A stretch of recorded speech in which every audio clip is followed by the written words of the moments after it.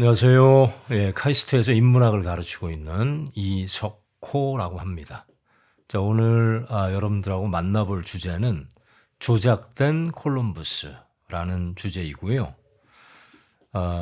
질문으로 한번 시작을 해볼게요. 콜럼부스는 영웅일까요? 아니면 악당일까요? 자, 오늘날 우리가 알고 있는 세계, 이게 이제 유럽하고 미국 중심의 세계죠. 이 세계의 기원이 된 시점이 언제일까요? 자, 보통은 이제 우리가 1492년 이거를 오늘날 우리가 알고 있는 세계의 기원이라고 이야기를 하는데, 그 시점이 바로 이제 콜럼부스가 세계사의 영웅으로 출현한 시점이죠. 여러분들 그 1992년에 리들리 스콧 감독이 만든 영화 다 아시죠? 콜럼부스를 주인공으로 만든 1492 콜럼부스라고 하는 영화, 아주 유명한 영화인데, 거기 보면 그 사운드 트랙을 만든 그 인물이 있죠. 반젤리스라고 하는 인물. 그분이 이제 콜럼부스가 신대륙에 상륙할 때, 첫 발을 딱 내디딜 때 아주 웅장한 오케스트라로 그 콜럼부스의 신대륙 착륙을 반기는 음악을 배경으로 까는데 굉장히 멋있죠, 음악이. 근데 그 제목이 어떻게 달려 있냐면 Conquest of Paradise 이렇게 달려 있습니다.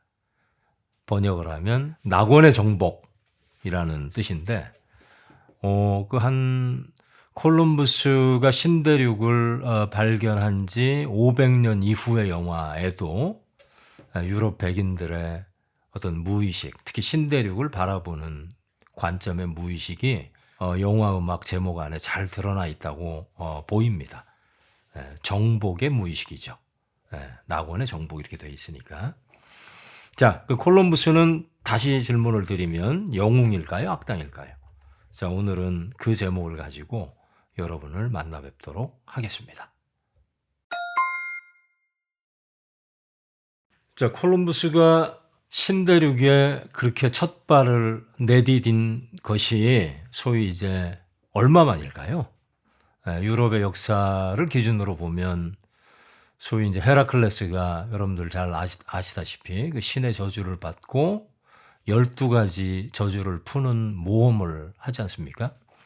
그래서 세상 끝까지 돌아다니다가 마지막에 12번째 저주를 푸는 날, 여기가 세상의 끝이다. 그 징표로 기둥을 하나 세우죠. 그리고 그 밖으로는 유럽인들이 나가지 못하게.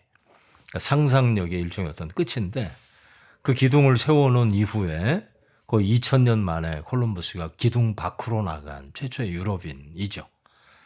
그 이제 기둥 밖이 바로 대서양 바다였고, 대서양 바다 끝에서 만난 대륙이 신대륙이죠.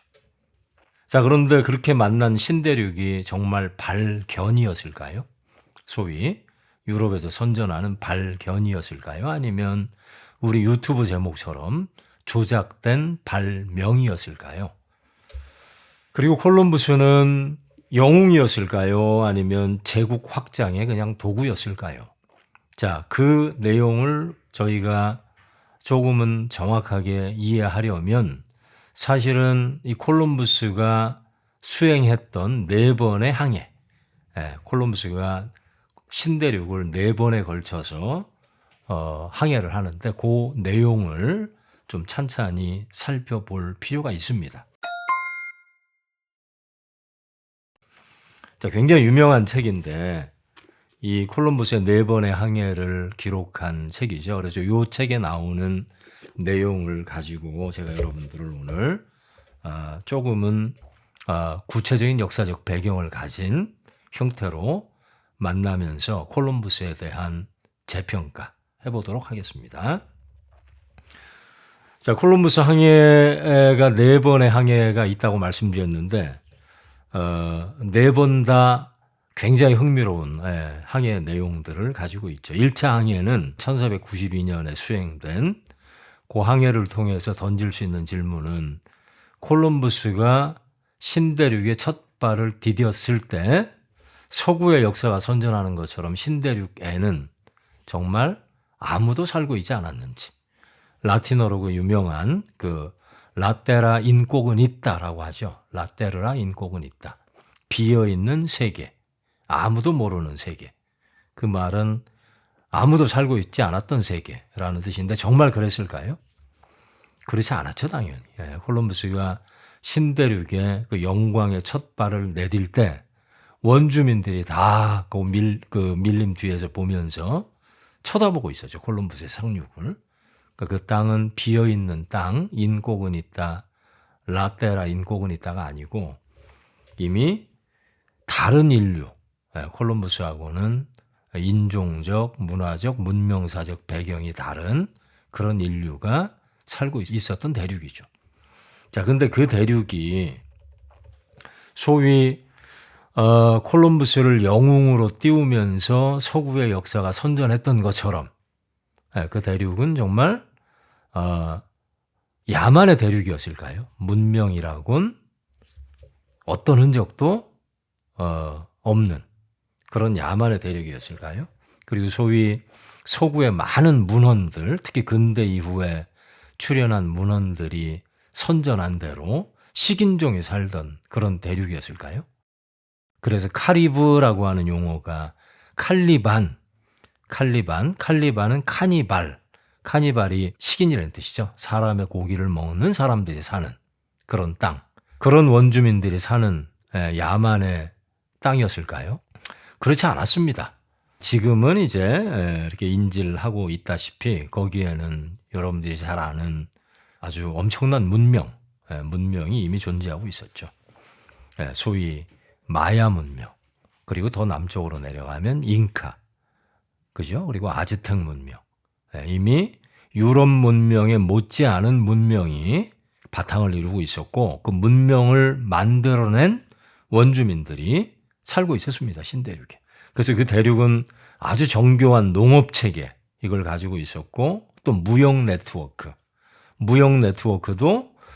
우리처럼 지금 그 유럽의 세계사에 의해서 쇠뇌된 사람들은 동의하기 힘든 이제 그런 넓고 깊은 체계를 가지고 있었는데 이게 무슨 뜻이냐면 신대륙인데 이미 아프리카하고 교류하고 있었던 흔적들이 이곳저곳 있습니다.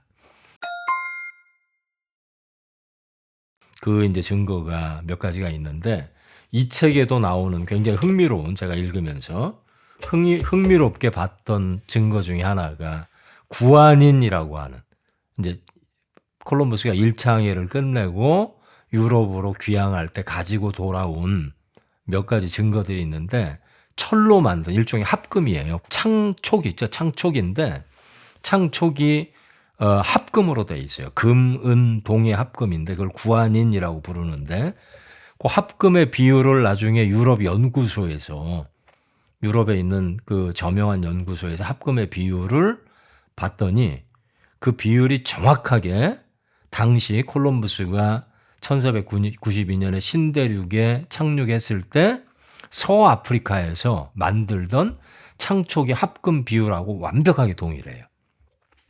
무슨 뜻이냐면 다시 한번 반복하지만 아프리카하고 아메리카하고 교류를 하고 있었다.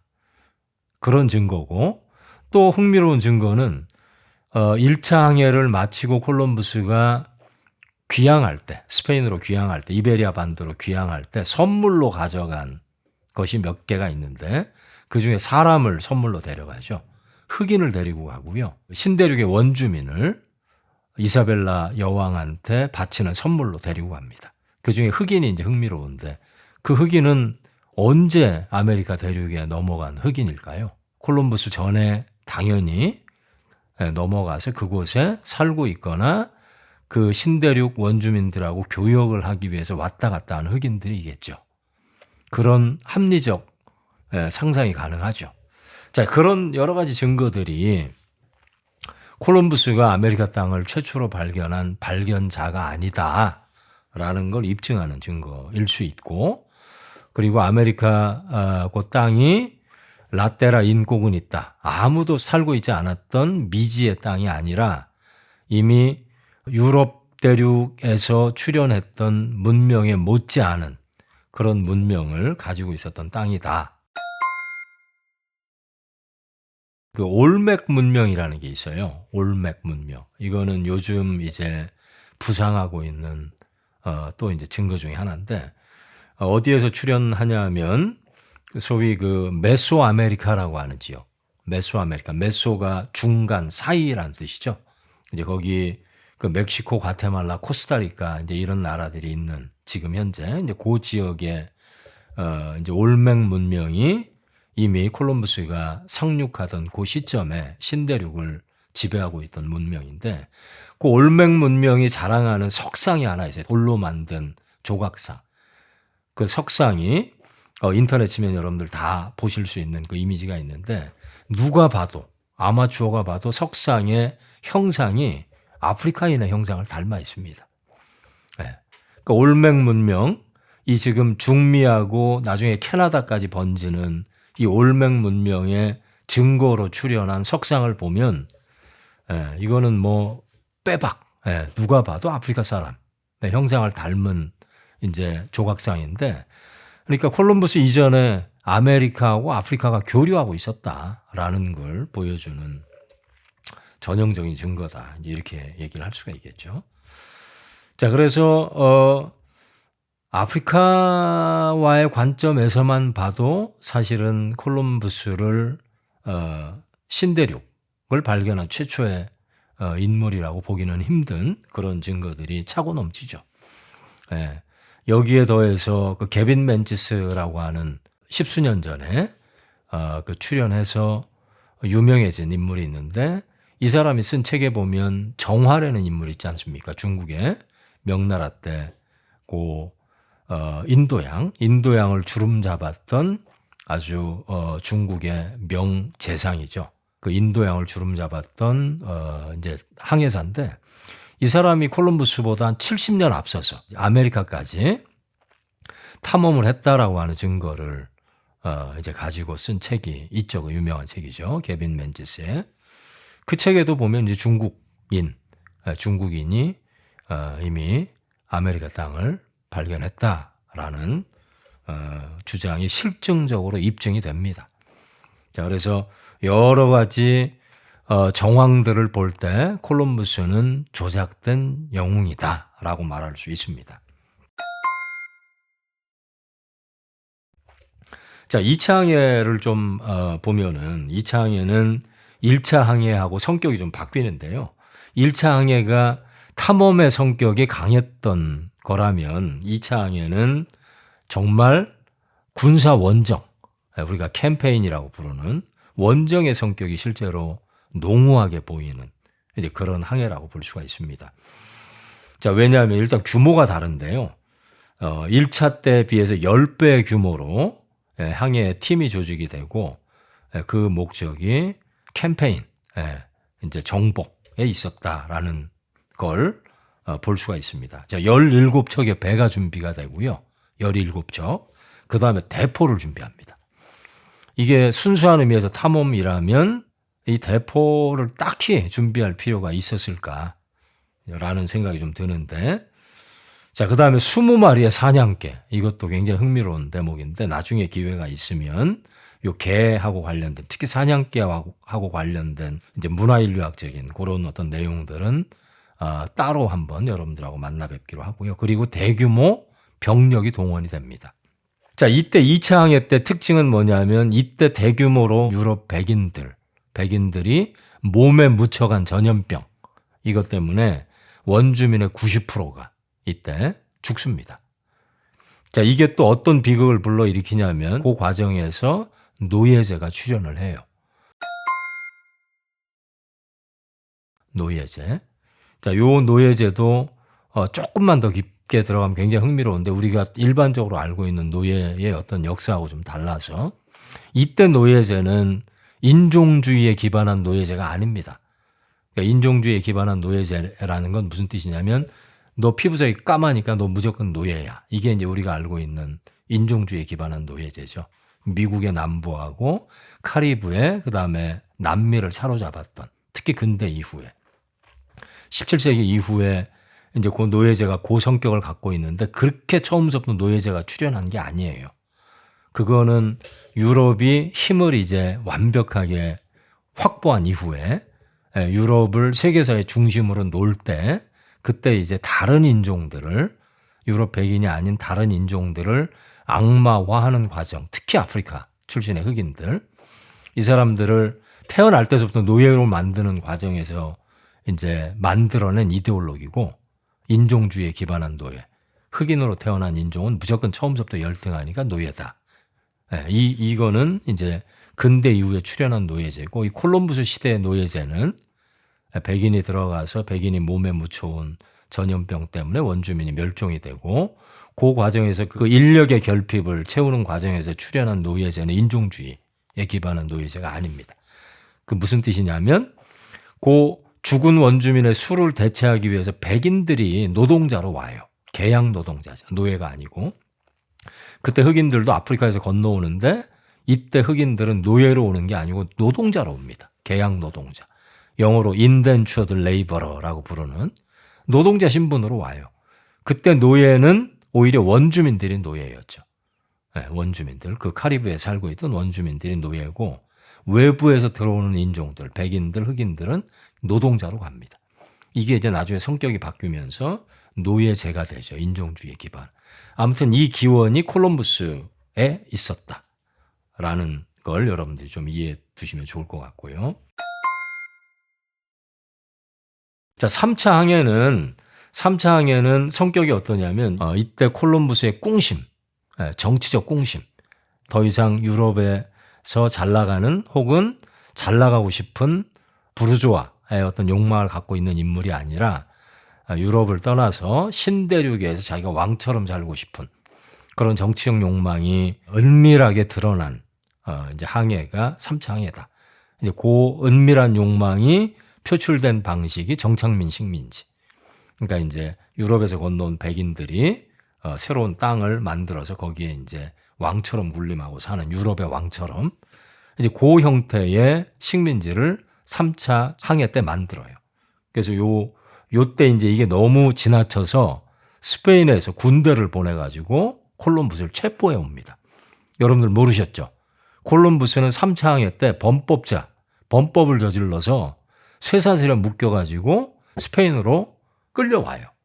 영웅의 모습하고는 아주 거리가 먼, 그러니까 유럽 내부에서도 콜럼부스를 보는 이중의 시선이 보이는 대목이죠. 자, 4차 항해 때는 이제 죽기 직전인데 이제 10년 차 되는 1502년에 이제 마지막 그 4차 항해를 하는데, 이때는 이제 처음으로 바다에 있는 섬이 아니라 중앙 아메리카하고 남미, 대륙, 육지를 보기 시작해요. 그래서 이거 인도다 이렇게 생각을 해요. 죽기 직전까지 혹은 죽은 이후까지 콜럼부스는 자기가 실제로 인도를 발견했다고 믿고 죽은 사람이에요.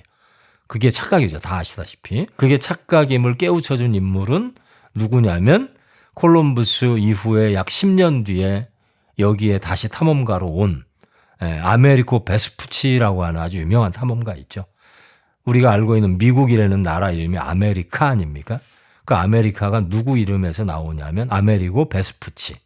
콜럼부스가 아닙니다. 이 사람이 와서 콜럼부스가 발견한 데는 인도가 아니고, 신대륙은 인도가 아니고 아메리카였다라고 콜럼부스의 오해를 혹은 착각을 깨우쳐 줍니다. 아무튼 이 4차 항해는 이제 콜럼부스가 죽기 전에 마지막으로 했던 신대륙 항해인데, 끝까지 죽을 때까지 이 대륙이 인도였다라고 그 오해를 품고 비극적으로 죽죠. 자, 결론을 내리겠습니다. 콜럼부스 신화가 조작돼 있다는 증거, 그걸 몇 가지를 얘기를 했는데, 자, 콜럼부스는 대서양을 건너기 전에 사실은 여러 차례 아프리카로 먼저 탐험을 해요. 그 이베리아 반도, 지금 포르투갈하고 스페인이 있는 그 이베리아 반도에서 대서양을 직접 건너서 아메리카로 간 게 아니고 일종의 실험 항해를 하는데 여러 차례를 하거든요. 그때 실험 항해를 어디로 하냐면 아프리카로 합니다. 왜 그랬을까요? 대서양을 건너는 방법, 항해법, 그 다음에 지도, 그 다음에 해류, 이런 거를 아프리카 사람들한테 배우려고. 그거는 콜럼부스 이전에 여러 다른 항해사도 특히 포르투갈 배경을 가진 항해사들이 똑같은 루트, 그 궤적을 밟아서 아프리카로 먼저 항해를 하거든요.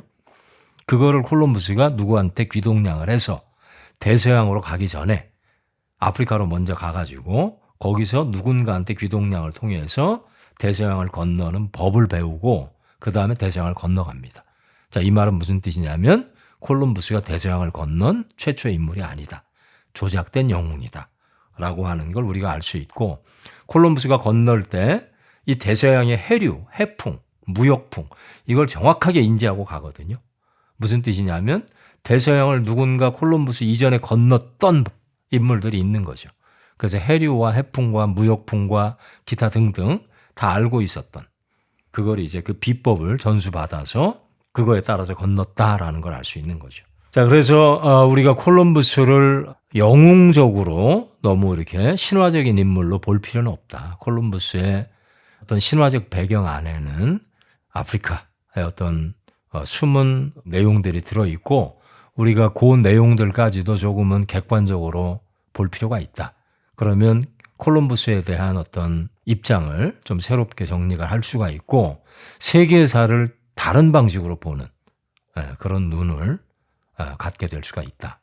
이렇게 생각을 합니다. 자, 요 주제로 여러분들과 만나는 그 내용은 여기서 정리하도록 하겠습니다. 고맙습니다.